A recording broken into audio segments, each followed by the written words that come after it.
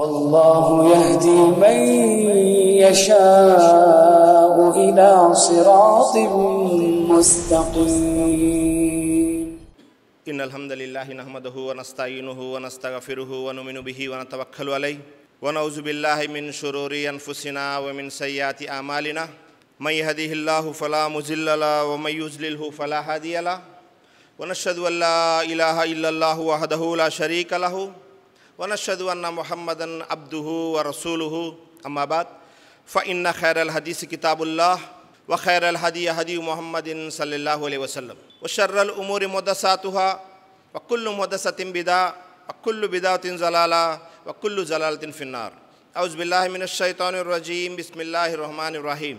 يا أيها الذين آمنوا اتقوا الله حق تقاته ولا تموتن إلا وأنتم مسلمون.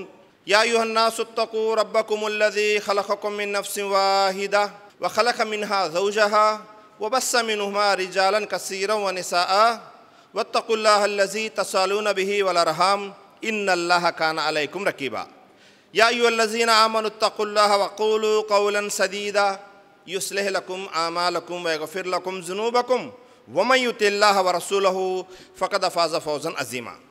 رب اشرح لي صدري ويسر لي أمري واحلل عقدة من لساني يفقهوا قولي. رب زدني علما رب زدني علما رب زدني علما సుబ్హానక లా ఇల్మ లనా ఇల్లా మా అల్లమ్తనా ఇన్నక అంతల్ అలీముల్ హకీం. ముందుగా సర్వ ప్రశంసలు, సర్వ పొగడ్తలు, సర్వ ఆరాధనలు సర్వలోకాలకు ప్రభువైనటువంటి అల్లాహకు మాత్రమే శోభిస్తాయి. ఆ అల్లాహ్ అమితమైన దయ కరుణ కలిగి సర్వ సృష్టికి కర్తగా ఉన్నాడు.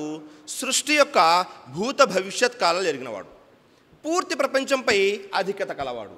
అల్లాహ్ ఎంతో శుభకరుడు, శుభప్రదుడు, సర్వాధిక్యుడు, సర్వోత్తముడు, కరుణించేవాడు, మన్నించేవాడు మరియు శిక్షించేవాడు కూడాను. అల్లాహ్ గోప్యంగా ఉన్న, బహిర్గతమై ఉన్న అన్ని విషయాలను ఎరిగినటువంటి వాడు, ఎటువంటి లోపములు బలహీనతలు లేనటువంటి వాడు. ప్రజలు కల్పించేటటువంటి దైవత్వపు భాగస్వామ్యం వర్తించకుండా పరమ పవిత్రంగా ఉన్నటువంటి అల్లాహ్ పేరుతో ప్రారంభిస్తున్నాను. సమస్త ప్రవక్తలపై అల్లాహ్ యొక్క శాంతి శుభాలు వర్షించుగాక ఆమీన్.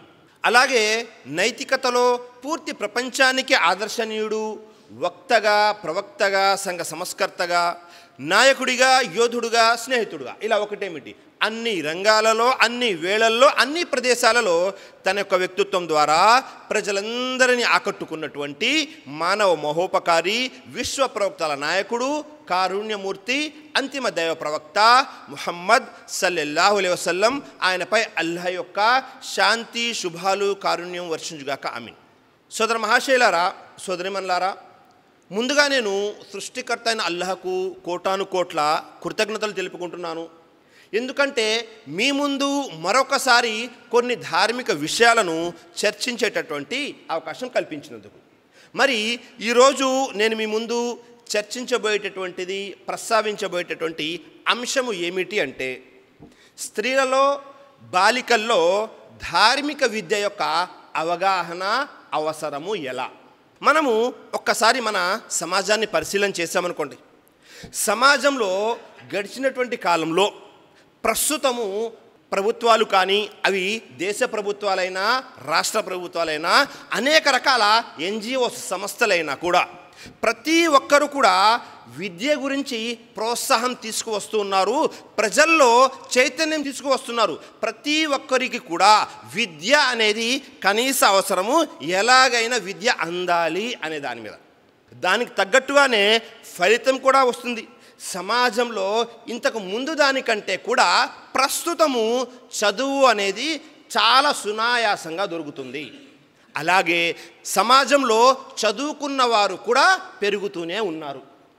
మరి నేటి నా అంశం ఏమిటి అంటే, మన స్త్రీలలో, బాలికల్లో, మరీ ముఖ్యంగా స్త్రీలలో, బాలికల్లో ధార్మిక విద్య యొక్క అవగాహన తీసుకురావడము, వారికి ఆ విద్య యొక్క అవసరం ఎంత ఉంది అనే విషయాలను ఇన్షాల్లా మీ ముందు చర్చించే ప్రయత్నం చేస్తాను. ఎందుకని అంటే, మనము ముస్లిం సమాజాన్ని పరిశీలన చేసినట్లయితే పురుషులు ఎలాగైతే ధార్మిక విద్య నేర్చుకుంటారో వారికంటే చాలా తక్కువ తక్కువ స్థాయిలో స్త్రీలు ధార్మిక విద్య వైపు మొగ్గు చూపుతూ ఉంటారు. అలాగే వారికి ధార్మిక విద్య దొరకడం కూడా కాస్తో కూస్తో కష్టంగా తయారవుతూ ఉంటుంది. మరి రెండు సోదరులారా, మనము అంశంలోనికి వెళ్ళినట్లయితే ముందుగా ఇస్లాంలో విద్యకు ఉన్నటువంటి ప్రాధాన్యత ప్రాముఖ్యత ఏమిటి అనే విషయాన్ని మనం పరిశీలన చేద్దాం. ఖురాన్ గ్రంథాన్ని మనం పరిశీలన చేసినట్లయితే మొట్టమొదటి దైవవాణి వహీ ఏముంది? ఇఖ్ర బిస్మి రబ్బికల్లజీ ఖలక్. ఇఖ్రా అంటే చదవండి, బిస్మి రబ్బికల్లజీ ఖలక్ మీ ప్రభు పేరుతో ఆయన సర్వాన్ని సృష్టించాడు. సుబ్హానల్లా.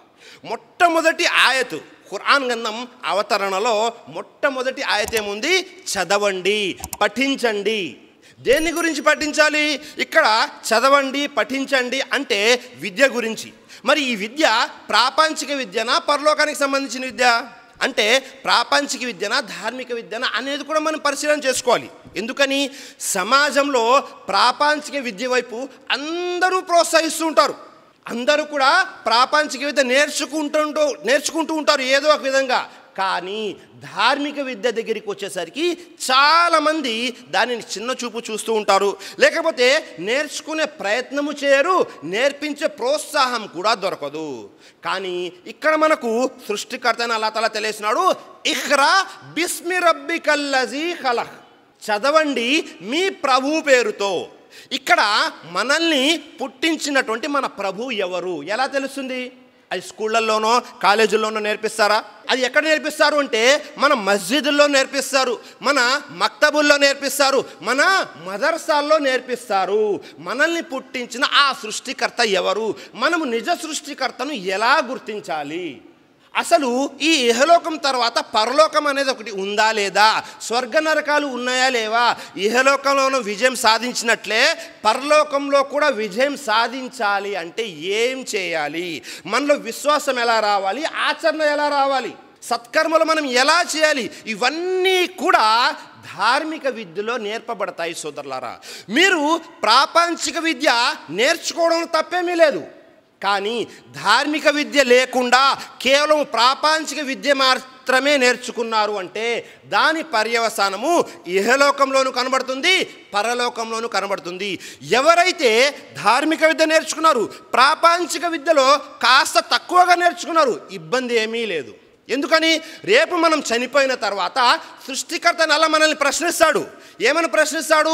మీ ఆధ్వర్యంలో ఉన్నటువంటి మీ కుటుంబ సభ్యులకి తౌహీద్ గురించి చెప్పారా లేదా? రిసాలత్ గురించి చెప్పారా లేదా? ఆఖిరత్ గురించి చెప్పారా లేదా అని ప్రశ్నిస్తాడు. మీరు మీ పిల్లల్ని డాక్టర్లు ఎందుకు చేయలేదు? ఇంజనీర్లు ఎందుకు చేయలేదు? ఐఐటి ఎందుకు చదివించలేదు? నీట్ ఎందుకు ప్రిపేర్ చేయలేదు అని అల్లాడగడు. ఎందుకని? ధార్మిక విద్య నేర్చుకోవడం వల్ల పరలోకంలోనూ సాఫల్యం ఉంది, ఇహలోకంలోనూ సాఫల్యం ఉంది. సోదరులారా, సుబ్హానల్లాహ్. మరీ ముఖ్యంగా బాలికలు. నేటి అంశము నాది స్త్రీలు మరియు బాలికల్లో ధార్మిక విద్య ప్రోత్సాహం అవసరం ఎలా అనేది. ఇది ఎంత మాత్రము పురుషులకు వ్యతిరేకం ఎంత మాత్రము కాదు. పురుషులు కూడా తప్పనిసరిగా నేర్చుకోవాలి. కానీ ప్రస్తుత కాలంలో స్త్రీలకి అతి ఎక్కువగా అవసరమవుతుంది. కాబట్టి వారిని ప్రోత్సహించడం కొరకు ఈ అంశం పెట్టడం జరిగింది. మరి అదే సూరాలో 96వ సూర 5వ వాక్యాన్ని పరిశీలన చేస్తామనుకోండి, ధార్మిక విద్య నేర్చుకోవడము ఇద్దరి మీద ఫరజ్గా చేయబడింది. అల్లాహ్ తఆలా తెలియజేస్తున్నాడు, అల్లమల్ ఇన్సాన మా లం యఅలం. ఆయన మనిషికి అతను ఎరుగని దానిని నేర్పాడు. అల్లాహు అక్బర్. అల్లమల్ ఇన్సానా, ఇక్కడ మనిషి అని ప్రస్తావించడం జరిగింది. మనకు చూస్తే కేవలం పురుషులు అన్నట్లు కనబడుతుంటుంది, ఎంత మాత్రం కాదు సోదరులారా. మనిషి అంటే పూర్తి మానవ జాతి. మానవ జాతిలో స్త్రీలు ఉన్నారు, పురుషులు ఉన్నారు. ఇక్కడ ఒకవేళ కేవలం పురుషులకు మాత్రమే అయి ఉంటే అల్లాహ్ ఏమని ప్రబోధించేవాడు? అల్లమర్ రిజాల్ అనేవాడు. రిజాల్ అంటే పురుషులు అని. ఇక్కడ అల్లమల్ ఇన్సానా అంటే స్త్రీలకి పురుషులకి ఇద్దరు కూడా ధార్మిక విద్య నేర్చుకోవడము తప్పనిసరి. దయాప్రవక్త ముహమ్మద్ సల్లల్లాహు అలైహి వసల్లం కూడా తెలియజేశారు. ఇబ్నే మాజా యొక్క హదీస్, అల్లమా ఇబ్నుల్ ఖయ్యిమ్ రహిమహుల్లాహ్ వారు కూడా దీనిని సహీగా ఖరారు చేశారు. తలబుల్ ఇల్మి ఫరీజతున్ అలా కుల్లి ముస్లిం. ప్రతి ముస్లిం స్త్రీ పురుషులపై ధార్మిక విద్య నేర్చుకోవడము తప్పనిసరి, విధిగా ఫరజ్గా చేయడం జరిగింది. ప్రతి ఒక్కరు కూడా, వారు స్త్రీలైనా పురుషులైనా, వారు మగపిల్లలైనా ఆడపిల్లలైనా ఎవరైనా సరే ధార్మిక విద్య నేర్చుకోవడము ఫరజ్గా చేయబడింది, విధిగా చేయబడింది. లేదండి నేను అవసరం ఉన్నప్పుడు నాకు సమయం దొరికినప్పుడు నేర్చుకుంటాను కాదు సోదరులారా. మనము తప్పనిసరిగా చేయవలసిన పని ఏమిటి అంటే జ్ఞానం నేర్చుకోవాలి. మనము నేర్చుకోవాలి, మన ఆధ్వర్యంలో ఉన్నటువంటి స్త్రీలు, వారు కుమార్తెలైనా, వారు అక్క చెల్లెళ్ళైనా, మన భార్యలైనా, మన తల్లులైనా, ఎవరికైనా సరే ఈ ధార్మిక విద్య నేర్పించడము ఫరజ్గా చేయబడింది, విధిగా చేయబడింది. సుబ్హానల్లాహ్. చూసారా? కాబట్టి మనందరి మీద ఫరజ్ ఏమిటంటే జ్ఞానము అనేది నేర్చుకోవాలి. ఈ జ్ఞానం యొక్క అవసరము మరీ ముఖ్యంగా స్త్రీలలో ఎక్కువగా ఉంది. వారి యొక్క అవసరం ఏమిటి? జ్ఞానం ఎందుకని నేర్చుకోవాలి? ఒక 6-7 పాయింట్ల విషయంలో మీ ముందు తెలియపరుస్తాను. చాలా జాగ్రత్తగా వినండి. మరీ ముఖ్యంగా స్త్రీలు కూడా చాలా జాగ్రత్తగా వినండి. మొట్టమొదటి విషయం ఏమిటో తెలుసా?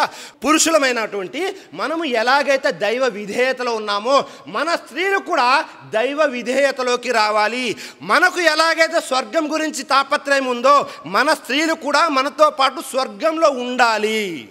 దానికోసము ధార్మిక విద్య తప్పనిసరి.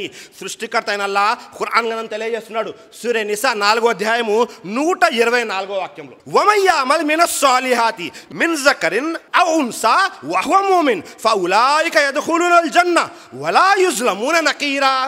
వమయ్యామల్ మినస్ సాలిహాతి, సత్కర్మలు చేసేవారు పురుషులైనా స్త్రీలైనా వారు విశ్వసించి ఉంటే, సత్కర్మలు చేసేవారు పురుషులైనా స్త్రీలైనా వారు విశ్వసించి ఉంటే ఇలాంటి వారు తప్పకుండా జన్నత్లోకి, స్వర్గంలోకి ప్రవేశిస్తారు.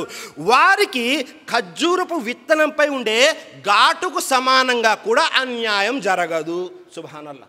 ఇక్కడ సత్కర్మలు చేస్తున్నవారు పురుషులైనా స్త్రీలైనా విశ్వసించి ఉండాలి. అంటే వారు కూడా మనతో పాటు స్వర్గంలో ఉండాలి, దైవ విధేయతలో ఉండాలి. అంటే ధార్మిక జ్ఞానం నేర్చుకోవడము తప్పనిసరి, వాజిబ్ అయిపోతుంది సోదరులారా. ఒకవేళ ధార్మిక జ్ఞానం లేదనుకోండి, మన దగ్గర ఉంది ధార్మిక జ్ఞానం, స్త్రీల దగ్గర లేదు, వారికి విశ్వాసం అంటే ఏమిటో అవిశ్వాసం అంటే ఏమిటో వ్యత్యాసం తెలియదు.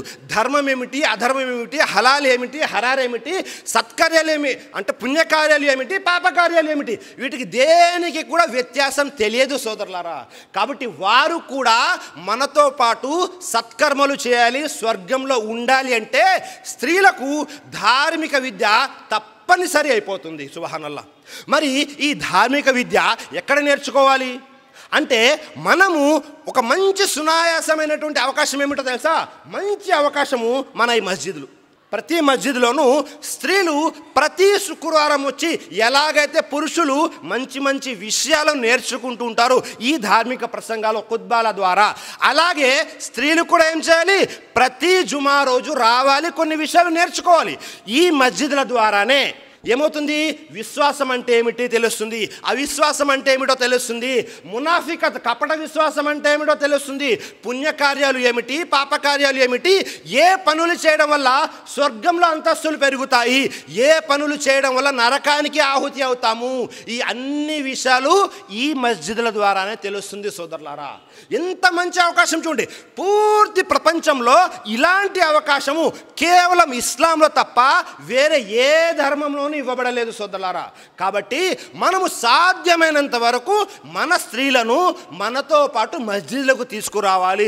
ఎలాగైతే ప్రతి శుక్రవారము మనల్ని మనం సంస్కరించుకుంటూ ఉంటామో మన స్త్రీలను కూడా సంస్కరించుకునే అవకాశం కల్పించాలి సోదరులారా. ఇది మొట్టమొదటి విషయం. ఆ తర్వాత రెండో విషయాన్ని పరిశీలన చేశామనుకోండి, అమ్ర్ బిల్ మారూఫ్ నహీ అనిల్ మున్కర్. మంచి పనుల్లో ఒకరికి ఒకరు సహాయం చేసుకోవాలి, చెడు పనులు ఆపే విషయంలో కూడా సహకారం అందించాలి. సుబ్హానల్లాహ్. చాలామంది మన సమాజంలో వివాహాలు జరిగిన తర్వాత ఒకళ్ళు జ్ఞానవంతులు ఆలిమై ఉంటారు, మరొకళ్ళు అజ్ఞానులు జాహిలై ఉంటారు. ఎవరైతే జ్ఞానవంతులు ఉంటారో వారు చెప్పే మాటలు అజ్ఞానులకి అర్థం కాదు. ఎందుకని? వారి దగ్గర జ్ఞానం లేదు, జాహిలు కాబట్టి. దానివల్ల అనేక రకాల సమస్యలు ఉత్పన్నమవుతూ ఉంటాయి. అదేమిటండి? మీరు ఎప్పుడు చూసినా పిల్లలకి సినిమాలకి షికార్లకి తిప్పరు, ఇంట్లో కనీసము టీవీ లేదు. అలాని మన పిల్లల్ని వేరే ఏవైతే వ్యాపకాలు ఉన్నాయో, సాంస్కృతిక కార్యక్రమాలు ఉన్నాయో వాటిల్లో కూడా పంపించరు. అంటే వారికి పుణ్యమేమిటి పాపమేమిటి అనే విషయం తెలియదు. ఎందుకని? జ్ఞానం లేదు కాబట్టి. ఇలాంటప్పుడు ఏమవుతుంది? అనేక సమస్యలు కుటుంబంలో ఉత్పన్నమవుతూ ఉంటాయి. మనం చూస్తుంటాము పెళ్ళిళ్ళలో కూడా ఏం జరుగుతుంది? పెళ్ళిళ్ళు ఎప్పుడైతే వివాహాలు జరుగుతూ ఉంటాయో ముసలి వాళ్ళు, పెద్దవారు, తాతలు, లేకపోతే పెద్దమ్మలు, పిన్నమ్మలు అందరూ ఏం చేస్తుంటారు? అనవసరమైనటువంటి కార్యక్రమాలు రసం అనే పేరు మీద చేస్తుంటారు. అర్థం ఏమిటి అంటే వారికి జ్ఞానం లేదు కాబట్టి అనేక గొడవలు జరుగుతుంటాయి. వారొకళ్ళు చెప్తారు, వీరొకళ్ళు చెప్తారు. కాబట్టి మంచి పనుల్లో ఒకరికి ఒకరు సహాయం చేసుకోవాలి అన్నా, చెడు పనుల నుండి ఆపాలి అన్నా మన స్త్రీలకు, మన బాలికలకు తప్పనిసరిగా ధార్మిక విద్య అవసరం ఉంది. సృష్టికర్త అయిన అల్లాహ్ తఆలా సూరా తౌబా 9వ అధ్యాయం 71వ వాక్యం తెలియజేస్తున్నాడు. వల్ ముమినీన వల్ ముమినాత్ బాజుహుమ్ ఔలియాఉ బాజ్ యఅమురూన బిల్ మారూఫి వ యన్హౌన అనిల్ మున్కర్. సుబ్హానల్లాహ్, ఎంత మంచి విషయం చూడండి. విశ్వాసులైన పురుషులు మరియు విశ్వాసులైన స్త్రీలు వీరు ఒండొకరికి వలి, సహాయకులు. సుబ్హానల్లాహ్, ఏ విషయంలో సహాయకులు? మంచి చేయడంలో సహాయకులు. ఎవరైతే చెడు విషయాలు ఆపుతారో ఆ విషయాల్లో కూడా సహాయం చేస్తుంటారు. ఎప్పుడైతే సమాజంలో భార్యాభర్తలిద్దరికీ, స్త్రీ పురుషులిద్దరికీ కూడా ధార్మిక జ్ఞానం ఉంటుందో అప్పుడేమవుతుంది? మంచి పనులు చేయడం సునాయాసంగా చేయవచ్చు. చెడు పనుల నుండి మన కుటుంబ సభ్యుల్ని సునాయాసంగా ఆపవచ్చు సోదరులారా. సుబ్హానల్లాహ్. కాబట్టి ధార్మిక విద్య నేర్చుకోవడము తప్పనిసరి. స్త్రీలు ఎవరైతే ఉన్నారో వారందరూ కూడా తప్పనిసరిగా నేర్చుకోవాలి. మూడో విషయం ఏమిటి? మనం అందరము కూడా వివాహాలు చేసుకోవాలి అనుకుంటుంటాము. ఎవరు కావాలి? మంచి ఆలిం కావాలండి. ఆలిమా, ఫాజిలా ఎవరైతే ఉన్నారో వాళ్ళు కావాలి అని అంటూ ఉంటారు. మంచి జ్ఞానవంతురాలు రావాలి అని దువా కూడా చేస్తుంటాము. ఏమని దువా చేస్తుంటాము? రబ్బనా హబ్లనా మిన్ అజ్వాజినా వ జుర్రియాతినా ఖుర్రత అయునిన్ వజఅల్నా లిల్ ముత్తఖీన ఇమామా. అల్లాహ్తో దువా చేస్తున్నాం. ఏమని? ఓ మా ప్రభు, నువ్వు మాకు మా భార్యల ద్వారా, మా సంతానం ద్వారా మా కళ్ళకు చలువను ప్రసాదించు, మమ్మల్ని దైవభక్తి పరాయలకు నాయకునిగా చేయి. సుబ్హానల్లాహ్. ఈ దువా అందరం చేస్తుంటాము. అల్లా నాకు మంచి భార్య కావాలి, నా పిల్లలకి మంచి తల్లి కావాలి. మనకు భార్య కావాలి అన్న మూడో విషయము, మన పిల్లలకి మంచి తల్లి కావాలి అన్న ఎవరు రావాలి? మనకు జ్ఞానవంతురాలైనటువంటి భార్య రావాలి. ధార్మిక జ్ఞానం ఉన్నటువంటి భార్య ఎప్పుడైతే మనకు వస్తుందో అప్పుడు ఇది సాధ్యమవుతుంది. మనం అందరము కూడా మంచి మంచి నా భార్యలు కావాలి అని, మా పిల్లలకి మంచి మంచి కోడళ్ళు కావాలని వెతుకుతూ ఉంటాము. కానీ ఎప్పుడైనా పరిశీలన చేశామా? ఏ విషయము? మనము మన ఇంట్లో ఉన్నటువంటి స్త్రీలను, బాలికలను ఆ విధంగా తీర్చిదిద్దామా? ఎవరింటికైనా కోడలిగా పంపిస్తున్నాము, ఎవరికైనా భార్యగా పంపిస్తున్నాము. ఏ లక్షణాలు అయితే మనం వెతుకుతూ ఉన్నామో ఆ లక్షణాలు మన పిల్లల్లో ఉన్నాయా? ఒక్కసారి పరిశీలన చేయండి. ఎందుకని?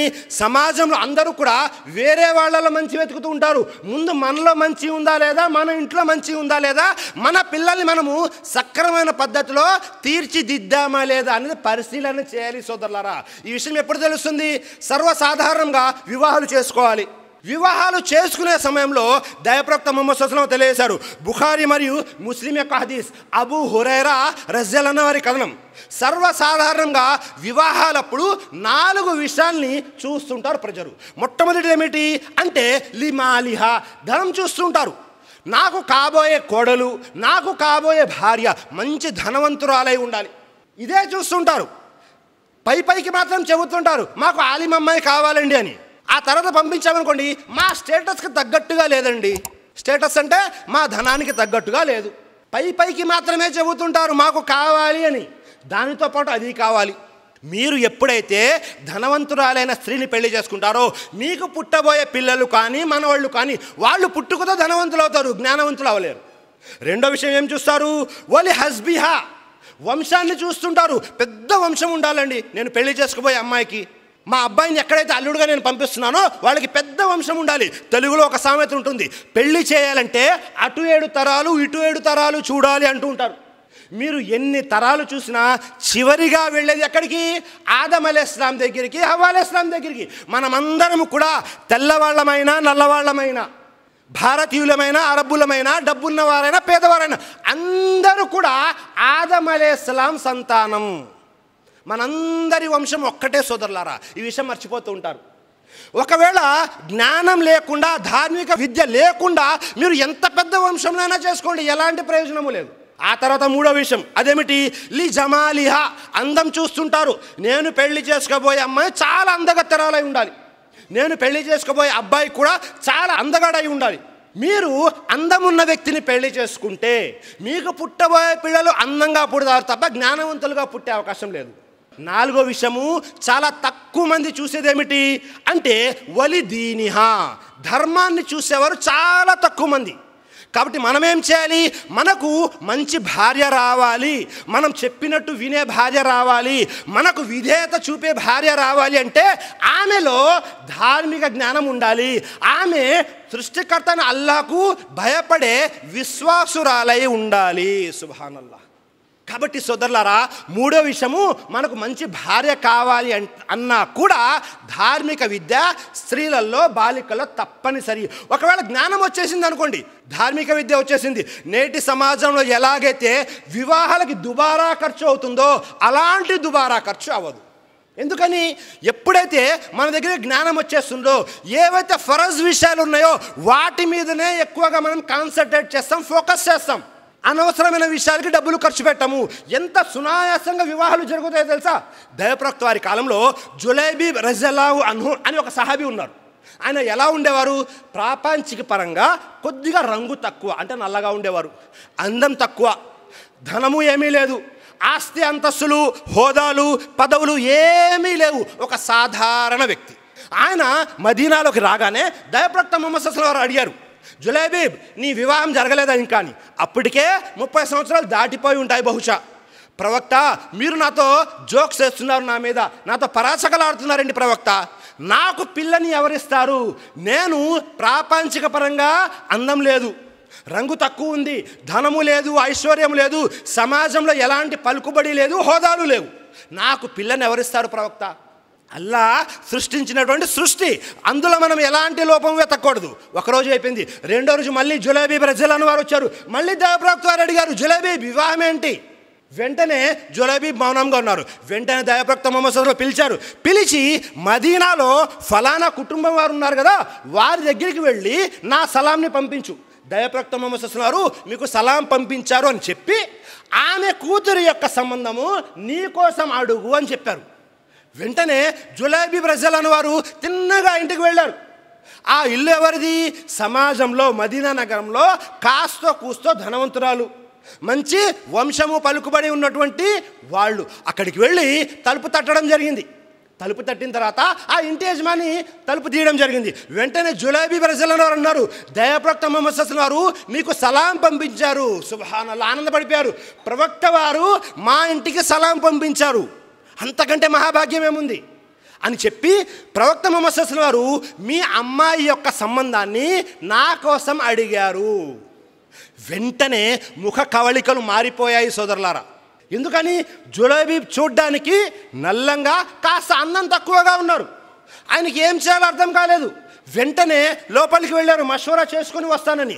భార్యను పిలవగానే ఎవరు వచ్చారండి అంటే, ఇలా జులైబీబ్ వచ్చారు, దైవప్రవక్త ముహమ్మద్ సల్లల్లాహు అలైహి వసల్లం పంపించారు. మాషాల్లా, సుబ్హానల్లా, అలాగే మన అమ్మాయికి సంబంధం పంపించారు. ఎవరు అంటే జులైబీబా మన స్థాయికి కానీ అంతస్తు కానీ తగ్గినటువంటి వ్యక్తి కాదు కదా అని ఆశ్చర్యానికి లోనై ఆలోచనలో పడిపోయారు ఏం చెప్పాలని. ఇంతలో లోపల నుంచి ఆమె కుమార్తె వచ్చి నాన్నగారు ఏం జరిగింది అంటే జరిగినటువంటి విషయం చెప్పారు. నాన్నగారు, ఎట్టి పరిస్థితుల్లోనూ జులైబీబ్ మన స్థాయికి తగ్గ వ్యక్తి కాదు, ఏ విషయంలో అయినా, అందంలో అయినా, ధనంలో అయినా, వంశంలో అయినా. కాబట్టి మీరు రాజీ పట్టడం లేదు. కానీ ఒక విషయం గుర్తుంచుకోండి నాన్నగారు, ఎవరు ఈ సంబంధం పంపించింది? దైవప్రవక్త ముహమ్మద్ సల్లల్లాహు అలైహి వసల్లం వారు. దైవప్రవక్త కంటే ఎక్కువగా నా గురించి ఎవరు ఆలోచించలేరు. మీరు ఏమీ ఆలోచించమాకండి, సరే అని చెప్పేయండి, నన్ను ఆయనకిచ్చి వివాహం చేసేయండి. ఎందుకంటే ఈ వివాహ సంబంధం పంపించింది దైవప్రవక్త ముహమ్మద్ సల్లల్లాహు అలైహి వసల్లం. సుబ్హానల్లాహ్. ఎలాంటి ఖర్చు లేకుండా, ఎలాంటి హంగు ఆర్భాటాలు లేకుండా, ఎలాంటి అనవసరమైన ఖర్చు లేకుండా జులైబీబ్ రజల్లాహు యొక్క వివాహం జరిగిపోయింది మదీనాలో ఉన్న ఒక స్త్రీతో. కాబట్టి ఎప్పుడైతే మన దగ్గర ధార్మిక జ్ఞానం ఉంటుందో స్త్రీ పురుషులు ఇద్దరి దగ్గర కూడా మన వివాహాలు కూడా చాలా సునాయాసంగా అయిపోతాయి. అలాగే 4వ విషయము, మన పిల్లలకి మంచి తల్లిగా ఉండాలి. విద్యావంతురాలైన తల్లి, ధార్మిక జ్ఞానం ఉన్నటువంటి స్త్రీ అయితే మన పిల్లల్ని సక్రమంగా పెంచగలదు. సోదరులారా, నేటి మన సమాజంలో అతిపెద్ద సమస్య ఇదొకటి. అదేమిటి? పుట్టినటువంటి పిల్లల్ని సక్రమంగా పెంచి పోషించి పెద్ద చేయలేకపోతున్నారు. అందుకే తెలుగులో ఒక సామెత ఉంది, అదేమిటి? తల్లి ఒడి మొదటి బడి. మన పిల్లలు మంచిగా తయారవ్వాలి, మంచి అలవాట్లు రావాలి, చెడు అలవాట్ల నుంచి దూరంగా ఉండాలి. అలాగే వీరికి జ్ఞానం రావాలి అంటే ధార్మిక జ్ఞానం ఉన్నటువంటి స్త్రీ మనకు భార్యగా వస్తే అప్పుడు మనకు పుట్టబోయే పిల్లలకు కూడా ఆమె మంచి తల్లిగా నిలబడుతుంది. దీనికి సంబంధించింది కూడా ఒక ఉదాహరణ ఉంది. ఉమ్మే సులైం రజల్లాహు అన్హా ఉన్నారు. ఎవరు ఉమ్మే సులైం? మదీనాలో ఉన్నటువంటి ఒక స్త్రీ. దైవప్రవక్త ముహమ్మద్ సల్లల్లాహు అలైహి వసల్లం వారిని ప్రవక్తగా స్వీకరించి విశ్వాసురాలైనటువంటి ఒక ముస్లిం స్త్రీ ఉంది. ఆమె తన ఇంట్లో కూర్చొని తన కుమారుడు అనస్ బిన్ మాలిక్ రజల్లాహు అన్హు వారికి కలిమా నేర్పిస్తుంది. అష్హదు అల్లా ఇలాహ ఇల్లల్లాహ్ వ అష్హదు అన్న ముహమ్మదన్ అబ్దుహు వ రసూలుహు అని కలిమా నేర్పిస్తుంది. వెంటనే ఆ సమయంలో లోపలికి వచ్చారు. ఎవరు వచ్చారు? అనస్ బిన్ మాలిక్ యొక్క తండ్రి మాలిక్ బిన్ నజర్ వచ్చారు. ఆయన ఇంకా ఇస్లాం స్వీకరించలేదు. వచ్చి రాగానే ఆయన అడుగుతున్నారు, ఏమని? అస్సబౌతి యా ఉమ్మే సులైం. ఏంటి ఉమ్మే సులైం, నీవు ధర్మభ్రష్టురాలి అయిపోయావా? ధర్మానికి వ్యతిరేకంగా తయారయ్యావా అని. లా తుఫ్సిదు అలయ్య ఇబ్ని, నా కుమారుణ్ణి పాడు చేయమాకు, నా కుమారుడికి చెడ్డ విషయాలు నేర్పించమాకు అని తెలియజేస్తున్నారు. వెంటనే ఉమ్మే సులైం తెలియజేస్తున్నారు, ఏమని? ఇన్ని లా ఉఫ్సిదు అలైక ఇబ్ను, నేను మీ కుమారుణ్ణి పాడు చేయటం లేదు, సరిదిద్దుతున్నాను అని తన భర్తకి మాలిక్ బిన్ నజర్ కూడా విషయం చెప్పడం జరిగింది. కలిమా చదవమని. మాలిక్ బిన్ నజర్ ఎవరు? ఒక క్రైస్తవుడు, ఈసాయి నసారాకి చెందినటువంటి వ్యక్తి. ఆయన ఇస్లాం స్వీకరించలేదు. తన బట్టలు తీసుకొని ఇంట్లోంచి బయటికి వెళ్ళిపోయారు. సామ్ వైపు వెళ్ళిపోయారు. అక్కడ అవిశ్వాసంలోనే మరణించారు. ఎవరైతే ఉమ్మే సులైం రజల్లాహు అన్హా వారి దగ్గర ఉన్నారో, ఎవరు? అనస్ బిన్ మాలిక్, మంచి విద్యాబుద్ధులు నేర్పించారు. మొట్టమొదటి విషయము తౌహీద్ గురించి నేర్పించారు, ఈమాన్ గురించి నేర్పించారు. అప్పుడు ఏమైపోయింది? అనస్ బిన్ మాలిక్ కాస్త అనస్ బిన్ మాలిక్ రజల్లాహు అన్హు అయిపోయారు, సహాబీ అయిపోయారు. సుబ్హానల్లాహ్. ఇది ఎలా సాధ్యము? ఒక విశ్వాసురాలైనటువంటి జ్ఞానం ఉన్నటువంటి తల్లి ఎప్పుడైతే మన పిల్లలకు తల్లిగా ఉంటుందో అప్పుడు మన పిల్లల ఇహలోకము పరలోకము రెండు కూడా సరిదిద్దబడతాయి. సోదరులారా, సుబ్హానల్లాహ్, ఎంత మంచి విషయం చూడండి. అలాగే ఆ తర్వాతి విషయము, మనము మన పిల్లలకి తండ్రిగా ఉన్నా, ఆడపిల్లలకి ముఖ్యంగా, అలాగే మన దగ్గర ఎవరైనా బానిసలుగా ఉన్నా వారికి కూడా ధార్మిక విద్య నేర్పించడము తప్పనిసరి. సోదరులారా, దైవప్రవక్త ముహమ్మద్ సల్లల్లాహు అలైహి వసల్లం యొక్క హదీస్ ఉంది. అదేమిటి?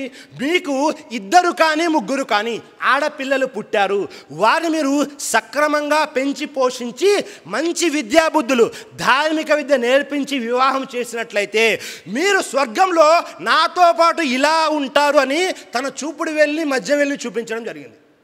మనము అతి సునాయాసంగా స్వర్గానికి వెళ్ళే దారి ఏమిటి అంటే, ఒకవేళ మనకు ఆడపిల్లలు పుట్టినట్లయితే వారికి ధార్మిక విద్య నేర్పించి మంచిగా వివాహం చేయాలి. సుబ్హానల్లాహ్. చూసారా, మన పిల్లలకు ధార్మిక విద్య నేర్పించడం వల్ల మనము ప్రవక్త వారితో స్వర్గంలో ఇలా ఉండే అవకాశం ఉంది.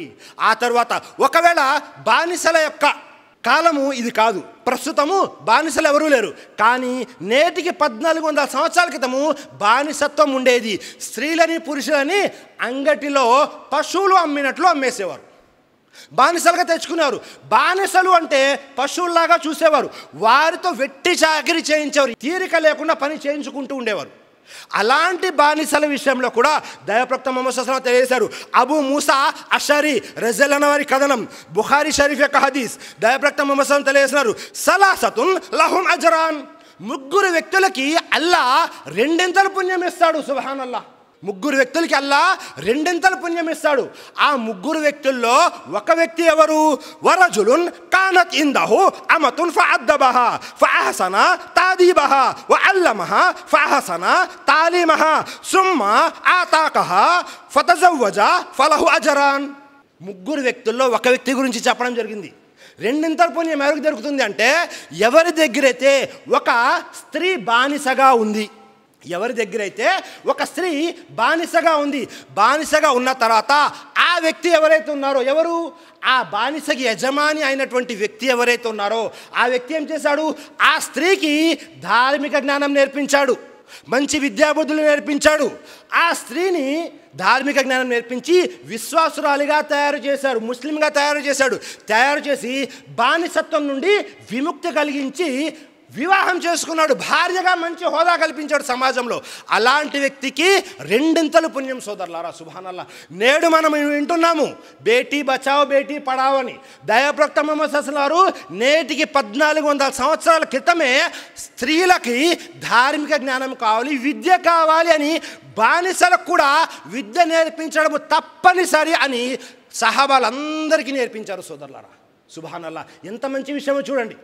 అలాగే మనం పరిశీలన చేసినట్లయితే సమాజంలో ఎప్పుడైతే మన దగ్గర జ్ఞానం ఉంటుందో మనము మన పిల్లల్ని కూడా సరైన దిశలో మనము తీసుకువెళ్ళచ్చు, వారికి మార్గం చూపవచ్చు. ఎందుకని సమాజంలో ఎక్కువ సమస్యలు ఎక్కడ జరుగుతూ ఉంటాయి అంటే పిల్లలకి, మరీ ముఖ్యంగా ఆడపిల్లలకి విపరీతమైన గారాబం చేస్తూ ఉంటారు. అడిగిన ప్రతి వస్తువు క్షణాల్లో తీసుకొచ్చి ఇచ్చేస్తూ ఉంటారు. అది కాస్త ఎక్కువైపోయి పిల్లలు పూర్తిగా చెడిపోతూ ఉంటారు సోదరులారా.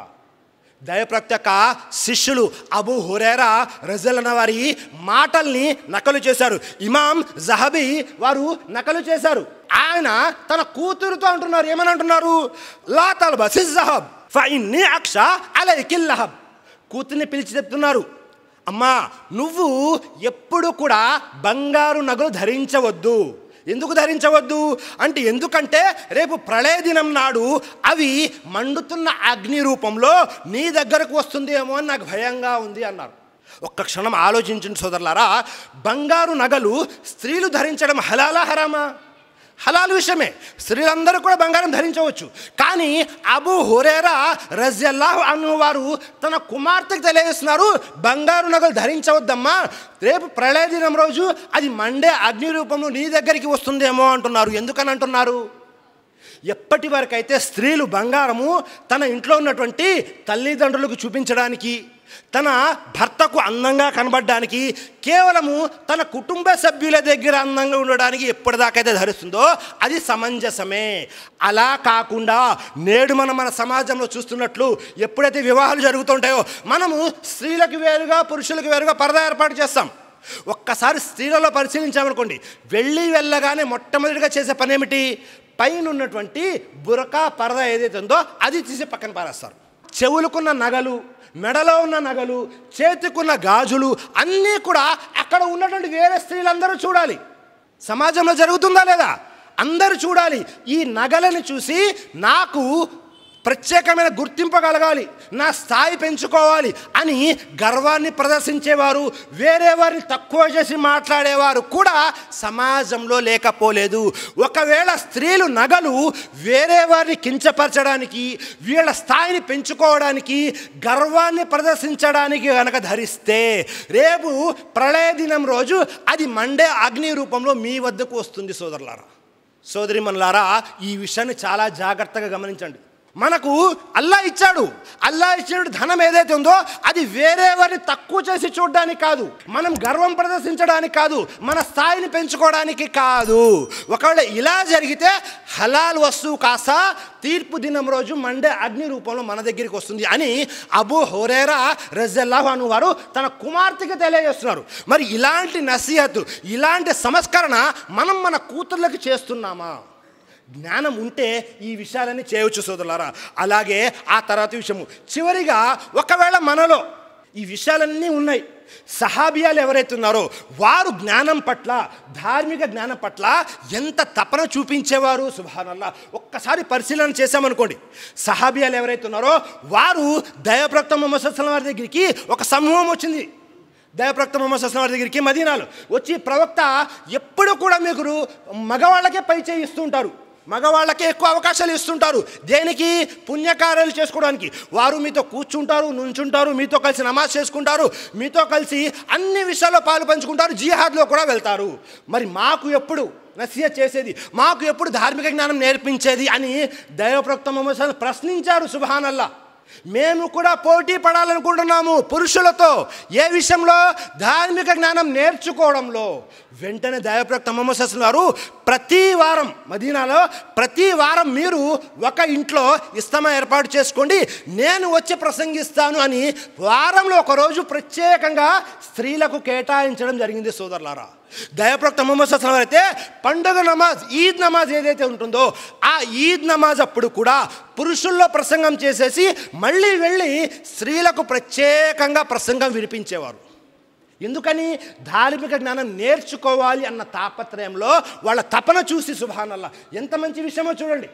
అలాగే ఉమ్మే సల్మా రజల్లాహు అన్హా వారు కొంతమంది సహాబియాలు కలిసి దైవప్రవక్త ముహమ్మద్ సల్లల్లాహు అలైహి వసల్లం దగ్గరికి వెళ్ళి అడుగుతున్నారు, ప్రవక్త, అల్లాహ్ ఖురాన్లో ఎల్లప్పుడూ కూడా యా అయ్యుహల్లజీన ఆమను, విశ్వసించిన ప్రజలారా అని పురుషులను ఉద్దేశించి అన్ని వాక్యాలు అవతరింపజేస్తున్నాడు. స్త్రీల గురించి ప్రత్యేకంగా ఏ వాక్యాలు అవతరింపజేయడు అల్లా? కేవలం పురుషులకు మాత్రమేనా అని దైవప్రవక్త ముహమ్మద్ సల్లల్లాహు అలైహి వసల్లం ప్రశ్నిస్తున్నారు. వాస్తవంగా చెప్పాలి అంటే యా అయ్యుహల్లజీన ఆమను అంటే ఇది పురుషులకి స్త్రీలకి ఇద్దరికి కలిపి చెప్పబడినటువంటి విషయం. కానీ ప్రత్యేకంగా యా అయ్యుహన్నిసా అంటే విశ్వసించిన ఓ స్త్రీలారా అని ప్రత్యేకంగా లేదు అన్నది వారి తపన. ఎప్పుడైతే వీరు ఈ ప్రశ్న వేశారో అల్లా ఆకాశం నుండి వహీ దింపడం జరిగింది. సుబ్హానల్లాహ్. సూరా అహ్జాబ్ 33వ అధ్యాయము 35వ వాక్యం, ఇన్నల్ ముస్లిమీన వల్ ముస్లిమాత్ వల్ ముమినీన వల్ ముమినాత్ వల్ ఖానితీన వల్ ఖానితాత్ వస్సాదికీన వస్సాదికాత్ వస్సాబిరీన వస్సాబిరాత్ వల్ ఖాషీన వల్ ఖాషియాత్ వల్ ముతసద్దికీన వల్ ముతసద్దికాత్ వస్సాయిమీన వస్సాయిమాత్ వల్ హాఫిజీన ఫురూజహుం వల్ హాఫిజాత్ వజ్జాకిరీన అల్లాహ కసీరం వజ్జాకిరాత్ అఅద్దల్లాహు లహుం మగ్ఫిరతుం అజ్రన్ అజీమా. సుబ్హానల్లాహ్. 10 సుగుణాలు విశ్వాసుల ముస్లింలైన పురుషులు, ముస్లింలైన స్త్రీలు.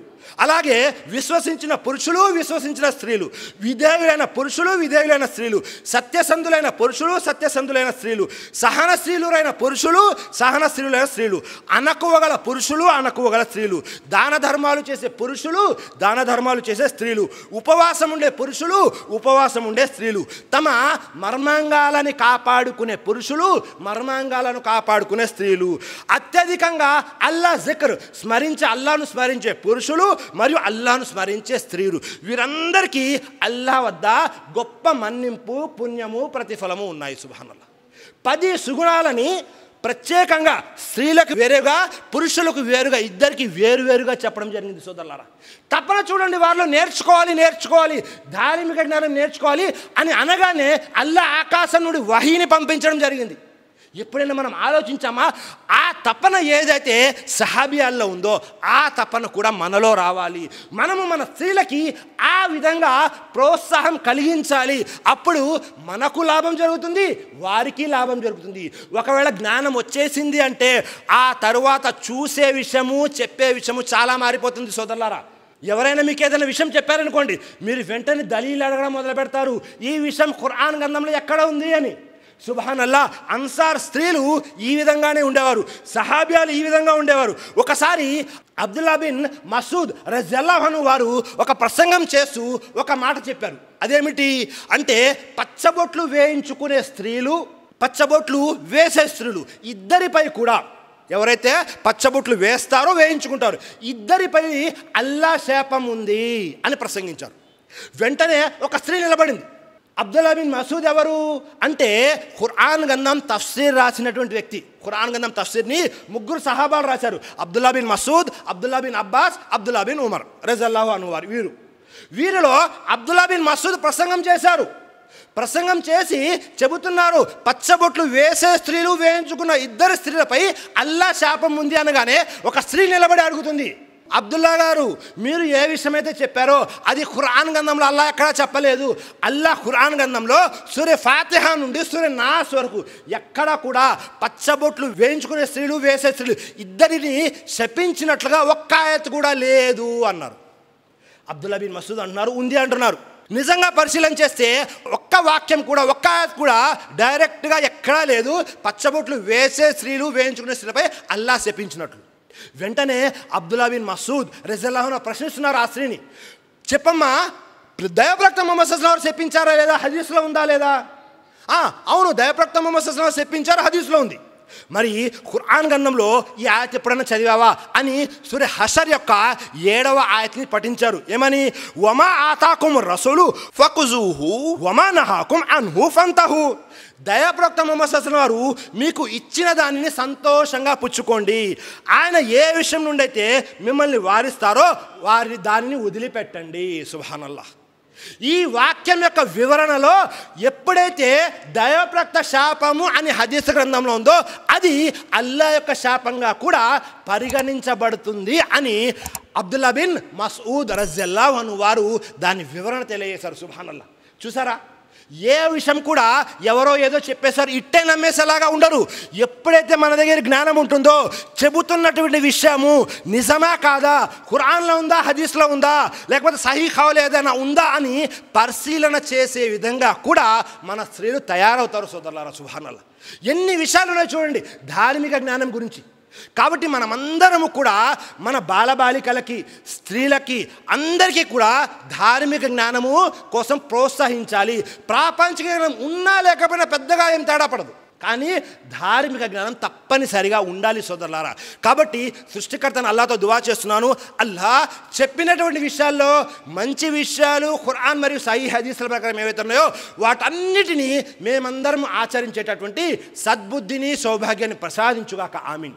అల్లా ఎక్కడెక్కడైతే ధార్మిక జ్ఞానంలో స్త్రీలు వెనకబడి ఉన్నారో వారందరికీ కూడా ధార్మిక జ్ఞానం నేర్చుకునే మంచి సదవకాశాన్ని కల్పించు. ఆమీన్.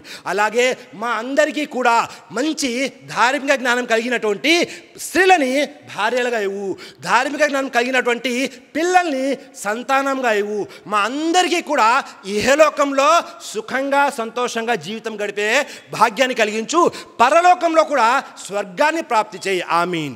అలాగే ఎవరెవరైతే అప్పుల బాధతో బాధపడుతున్నారో వాళ్ళ అప్పులు తీర్చేటటువంటి మంచి మార్గాన్ని సులభతరం చేయి. ఆమీన్. అలాగే ఎవరైతే అనారోగ్యంతో బాధపడుతున్నారో అల్లా వారికి మంచి ఆరోగ్యాన్ని ప్రసాదించు. ఆమీన్. వాఖిరు దావానా అనిల్ హమ్దులిల్లాహి రబ్బిల్ ఆలమీన్. అస్సలాము అలైకుం వరహమతుల్లాహి వబర్కాతుహు.